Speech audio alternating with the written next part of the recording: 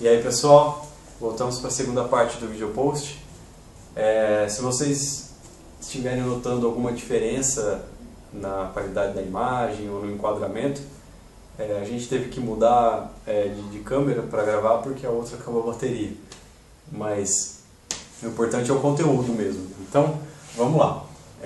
Então, você estava falando sobre a Europa, né? Sobre como essa questão da tática é tratada na Europa.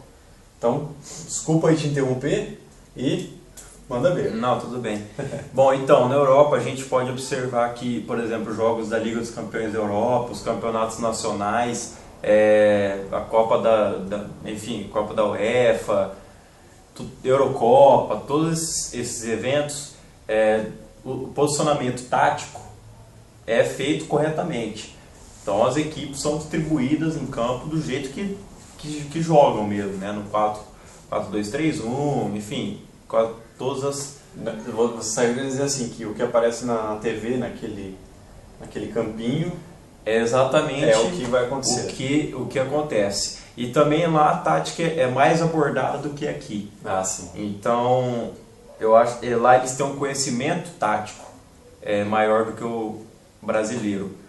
Eu acho que é isso que falta, sabe? Você conversar na rua, você conversar com alguém que não tenha tanto conhecimento, você fica como sendo louco, né? Como que está pensando, imaginando coisa, né? Porque eles realmente não sabem que esses esquemas existem. Né? Um 4-2-3-1, que é o esquema da moda hoje, o esquema mais utilizado no futebol, pouca gente, assim, fora os que realmente vão atrás, estudam, tem conhecimento desse esquema, né?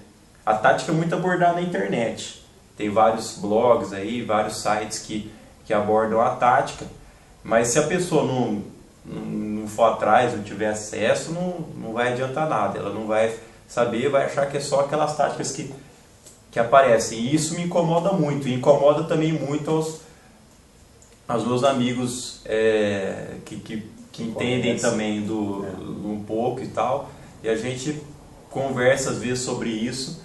Isso incomoda muito a gente, né? Porque é uma coisa que a gente gosta, que a gente escreve, que a gente fala, e nós gostaríamos também que mais pessoas, né, tivessem contato com isso, que é tão importante para você aprender o futebol. O futebol hoje virou mais tático do que nunca. Exato. E falam muito de físico e tal, mas sem uma boa tática a gente pode ver o exemplo aí dos grandes campeões desse ano.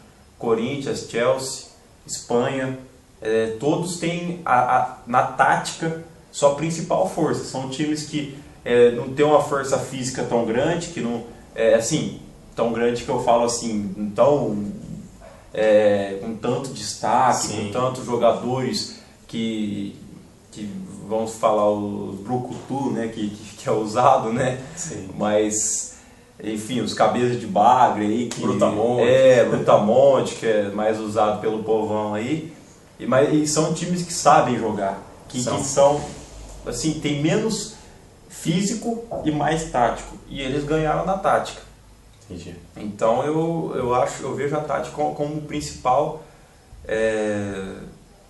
componente do futebol, como o principal, vamos dizer assim,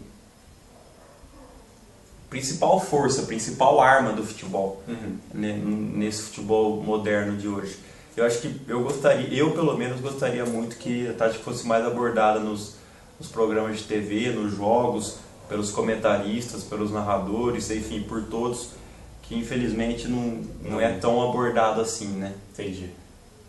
E você acha que, por exemplo, eu não sei se é certo falar isso, mas você acha que assim, se houvesse uma revolução tática no Brasil, as coisas iam melhorar do jeito que elas estão hoje? Porque se você pegar, por exemplo, a seleção brasileira, que está num nível deprimente, né, jogando, quer dizer, está cambaleando e tal, você acha que o que falta é essa questão da gente valorizar mais a tática, ou você acha que no caso, por exemplo, da seleção brasileira é uma outra coisa?